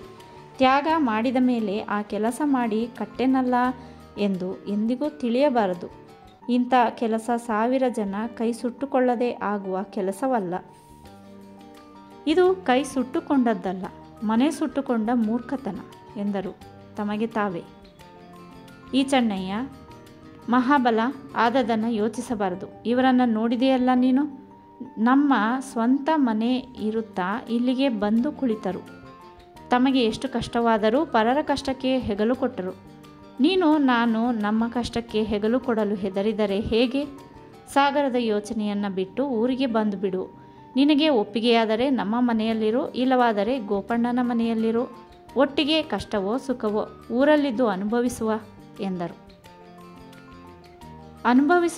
ಅನುಭವಿಸುವುದೇ. ನಮ್ಮ ಪಾಲಿಗೆ ಇನ್ನೂ ಸುಖವಿದೆ ಎಂದು ತಿಳಿಯುವುದು ಭ್ರಮೆ. ಕಳೆದ ಆಸ್ತಿ ನಮ್ಮ ಕೈಗೆ ಬರುತ್ತದೆ ಎಂದು ನನಗೆ ಅನಿಸುವುದಿಲ್ಲ. ಪರರ ಗೇಣಿಯ ಒಕ್ಕಲಾಗಿ ನಿಂತು ದಿನ ತೆಗೆಯಬೇಕು. ಆ ಜೀವನ ಏನೆಂದು ಗೊತ್ತೇ ಇದೆಯಲ್ಲ.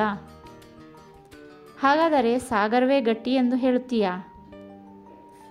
ಸಾಗರ ಬೇಡ ಮಾರಾಯ. ಯಾವ ನೆಂಟರ ಹಂಗೂ ನನಗೆ ಬೇಡ. ಇನ್ನು ಗೋಪಣ್ಣನಲ್ಲಿಗೆ ಹೋಗಿ ದಾಯಾದಿಗಳಲ್ಲಿ ಜಗಳ ತರುವುದು ಬೇಡ. ನಾನು ಒಬ್ಬನೇ 4 ಊರು ಸುತ್ತಿ ಬರುತ್ತೇನೆ.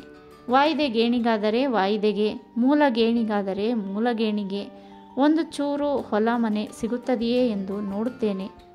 ಇನ್ನು ಏನನ್ನು ಅನುಭವಿಸಿದಾದರೂ ಗುರುತಿನವರು ನೆಂಟರೂ ಇಲ್ಲದ ಠಾವು ಠಿಕಾಣಿ ಕಂಡು ಬದುಕಬೇಕೆಂಬ ಆಸೆ. ಈ ಮಾತುಗಳನ್ನು ಕೇಳುತ್ತಾ ರಾಧಾಕೃಷ್ಣ ಅಲ್ಲಿಯೇ ಕುಳಿತಿದ್ದ. ಮಹಾಬಲಯ್ಯ ಕೊನೆಗಾದರೂ ತಮ್ಮ ಹೃದಯ ಬಿಚ್ಚಿದನ್ನು ಕಂಡು ಆತನಿಂದ, ಮಹಾಬಲಯ್ಯ, ನೀವು ಹಾಗೆಯೇ ಮಾಡಿ. ಯೋಗ್ಯ ಭೂಮಿ ಸಿಗುತ್ತದೆಯೇ ಎಂದು ನೋಡಿ ಬನ್ನಿ. ನಿಮ್ಮ ಮಕ್ಕಳು ಇಲ್ಲಿ ಸುಖವಾಗಿದ್ದಾರು ಎಂದು ಸಮಾಧಾನವಾದರೆ ಅವರು ಇಲ್ಲಿಯೇ ಇರಲಿ. ನೀವು ಎಲ್ಲಿರುವುದೆಂದು ನಿಶ್ಚಯವಾದ ಮೇಲೆ ಅವರನ್ನು ಕರೆದುಕೊಂಡು ಹೋಗಿ. ನಿಮಗೆ ಕಷ್ಟವಾದರೆ ನಾನು ತಂದು ಅವರನ್ನು ಮುಟ್ಟಿಸುತ್ತೇನೆ ಎಂದನು. ಅವರ ಮನಸ್ಸು ಆ ಕಡೆಗೇನೇ ವಾಲುತ್ತಿತ್ತು. ನಾನು ಡಾಕ್ಟರ್ ನಾಡಕರ್ಣಿಯವರಿಗೂ ಒಂದು ಕಾಗದ ಬರೆಯುತ್ತೇನೆ. ಅವರನ್ನು ತೆಗೆದುಕೊಂಡು ನೀವು ಡಾಕ್ಟರರನ್ನು ನೋಡಿ. ಸುಲೇಮಾನ್ ಸಾಹೇಬರಿಗೂ ಅವರಿಗೂ ತುಂಬ ಸ್ನೇಹವಿದೆ, ಪರಿಚಯವಿದೆ. ಅವರು ಒತ್ತಾಯದಿಂದ ಹೇಳಿದರೆ ನಿಮ್ಮ ಭೂಮಿ ನಿಮಗೆ ಸಿಗಬಹುದು. ಬರಿಯ 2,000ಕ್ಕಲ್ಲವೇ ಅದು ಹರಾಜು ಆದದ್ದು. ಅಷ್ಟನ್ನೇನೂ ಅವರಿಗೆ ಕೊಡಬೇಕಾದೀತು. ಆ ಭೂಮಿಯ ಮೇಲೆ ಅಷ್ಟು ಸಾಲ ಕೊಡುವವರು ಇಲ್ಲವೇ? ಡಾಕ್ಟರರು ಅಷ್ಟನ್ನು ಮಾಡಿಸಿಕೊಟ್ಟರೆ ಆಗಬಹುದು. ಆದರೆ ಅಷ್ಟು ಅಗ್ಗದಲ್ಲಿ ಸಿಕ್ಕಿದ ಆಸ್ತಿಯನ್ನು ಅವನು ಬಿಟ್ಟು ಕೊಡಬೇಕಲ್ಲ. ಬಿಡದೆ ಏನು ಮಾಡುತ್ತಾನೆ? ಭೂಮಿಯೆಲ್ಲ ಹಾಳು ಬಿದ್ದಾಯಿತು. ಗೇಣಿ ವಸೂಲಿ ಮಾಡುವುದು ಕಷ್ಟ. ಗೋಪಣ್ಣನನ್ನು ಹೊರಡಿಸುವುದಕ್ಕೆ ಸಿವಿಲಿಗೆ ಹೋಗಬೇಕು. ಮನೆಯ ಸುತ್ತ ಭತ್ತ ಸುಟ್ಟು ಹೋದಾಗಲೇ ಕಂಗಾಲಾಗಿದ್ದ ಆತ. ಕೊಟ್ಟ ಹಣ ಸಿಕ್ಕಿದರೆ ದಮ್ಮಯ್ಯ ಹಾಕಿ ಭೂಮಿಯನ್ನು ಹಿಂದಕ್ಕೆ ಕೊಟ್ಟಾನು. ನಾಡಕರ್ಣಿಯವರಿಗೆ ಗೊತ್ತು ಅವನ ವಿಚಾರ. ನೀವೇನೂ ಯೋಚನೆ ಮಾಡಬೇಡಿ, ಹೋಗಿ. ಆ ಮಾತನ್ನು ಪುಷ್ಟೀಕರಿಸುತ್ತಾ ಈಚಣ್ಣಯ್ಯನವರು ಎಂದರು, ಮಹಾಬಲ, ಬೇರೆಯವರನ್ನು ನಂಬಿ ಹೊಸ ಊರಿಗೆ ಹೋಗಿ ಒದ್ದಾಡುವುದು ಸಮನಲ್ಲ. ನೆಟ್ಟಗೆ ದೇವರ ಮೇಲೆ ಭಾರ ಹಾಕಿ ಶಿರ್ಸಿಗೆ ಹೋಗು. ಆದೀತು ನಿನ್ನ ಕೆಲಸ. ಸಣ್ಣದೊಂದು ಜೋಪಡಿ ಹಾಕಿ ಕುಳಿತುಕೋ. ಸಾಲ ಮಾಡಿ ಅವನ ಹಣ ಕೊಟ್ಟರೂ ಗದ್ದೆ ತೋಟ ಎರಡೂ ಇರುವಾಗ ದಿನದ ಖರ್ಚು ನಡೆದೀತು. ಆಮೇಲೆ ಹುಡುಗರನ್ನು ಕರೆದುಕೊಂಡು ಹೋದರಾಯಿತು ಎಂದರು.